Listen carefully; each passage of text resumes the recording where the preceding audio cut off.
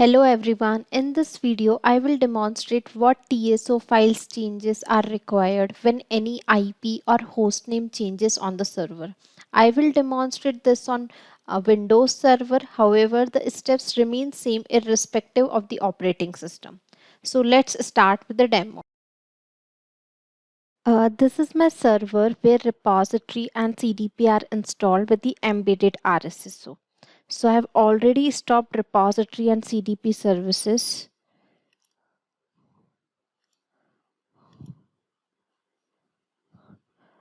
As you can see, repository and CDP services are already in a stopped state. Now we will check the correct IP address of the server by running the command ipconfig. Hit enter. So here repository and CDP are installed with the bmc.com domain. So I will be using IPv4 address of bmc.com. Now we'll navigate to the repository install directory.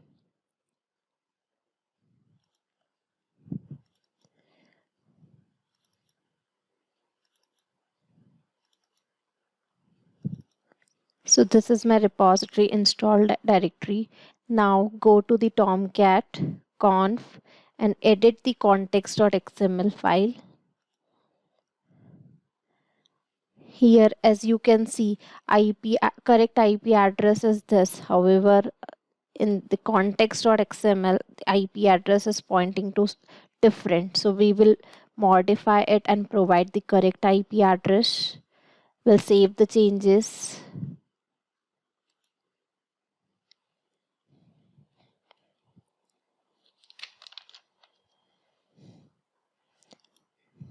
Then we will check the broker config.xml, which is present under repository server.jms. We'll edit this file in Notepad++. So here as well we'll provide the correct IP address. We'll save the changes.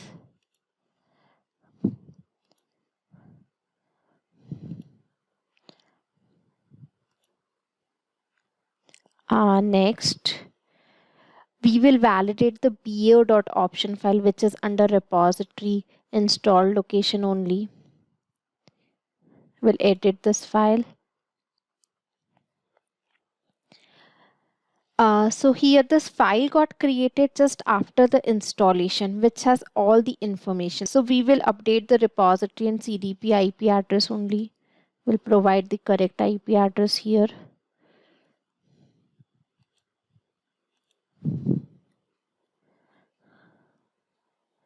As I'm not using HACDP, so there is no need to update this HACDP HIP address. Also, if any host name has been changed on the server, so make sure you have to update this embedded RSSO URL as well as web server URL and point it to the correct host name. We'll save the changes.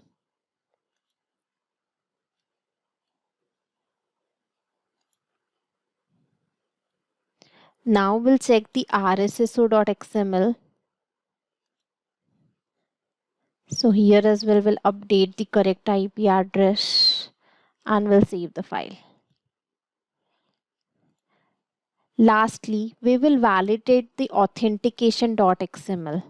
In my case, I'm already using hostname and while installing the repository, so there is no need to change anything in this file. But in case if any hostname has been changed on the server, then we have to update this file as well. So these are the changes which are required on the repository server. Now we will move to the CDP. Now on the same server, my CDP is also installed. We'll update the same file which we discussed in the repository.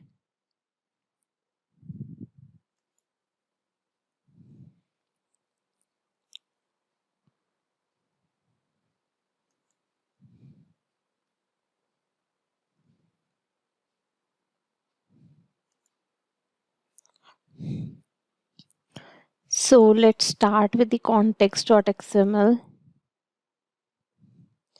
which is present under Tomcat conf edit this file will update the HACDP IP to the correct one as well as HA repo IP. Save the changes. Next, we will update brokerconfig.xml, which is present under server.jms. We'll edit this file and we'll update the URI as well as transport connector URI. We'll save the changes. Next, we will update bao.option file with the correct IP address. So as I'm using only repository and CDP in for this environment, so I will update the correct IP address of repository and CDP only. I will not touch this HACDP IP address. We'll save the changes. Next, we'll update the rsso.xml, which is present under config, and we'll update with the correct IP address. We'll save the changes. Now we'll check the authentication.xml as I'm using hostname only, so there is no need to update this file. Also for CDP, we need to delete the disco files which is present under server.jms. We'll go under disco folder and we'll delete this file, as this file may contain stale information including the old IP address or hostname. After you delete this file and change your IP address or the hostname, then restarting the services of CDP, it will create a new file in the same location. If you have multiple peers, then copy that file to the Discord directory on all other peers. Now we'll start the repository services first.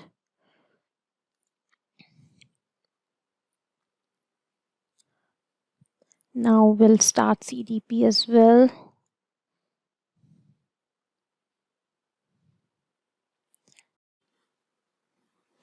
As you can see, repository and CDP are in running state. Now we'll check whether repository is accessible from the browser.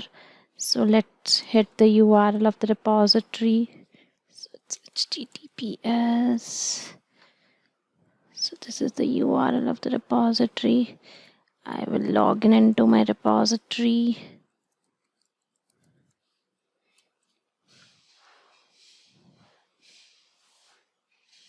So as you can see, repository is accessible after changing to the correct IP address. Now we'll check the CDP as well.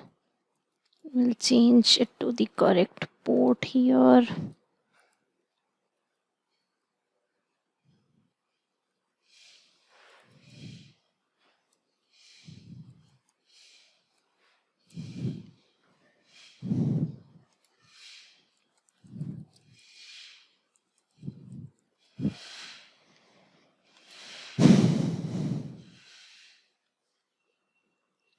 So as you can see, both repository and CDP are accessible after changing it to the correct IP address. Thank you and stay tuned for more TSO videos.